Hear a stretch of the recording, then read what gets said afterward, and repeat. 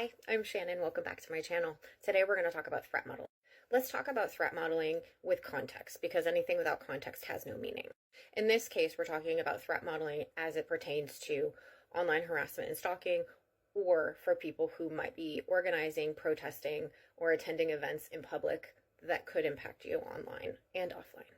So for starters, let's define threat modeling as how we identify, communicate, and understand threats in order to mitigate and protect you as a survivor, as a person, as a protester, or as an organizer.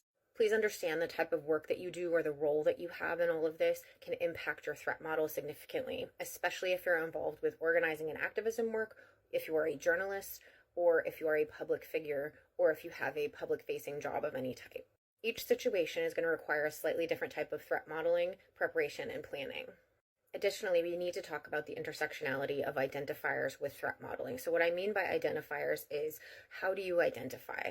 Things to consider with your identity might include your race, it might include your economic security, your gender, your sexual orientation, your age, and even your immigration status. Some of you may identify as one of these groups, or some of you may identify as across these groups. So that's what I mean by intersectionality. We've got to consider that some people have a different threat model than others, because me as a person, I identify as that. I also identify as a woman. I also identify as LGBTQIA. I also identify as, so there's multiple identifiers, but my threat model is going to be different than somebody of Black, brown, or indigenous heritage, or somebody who has immigration status concerns, or somebody who's in a public-facing job.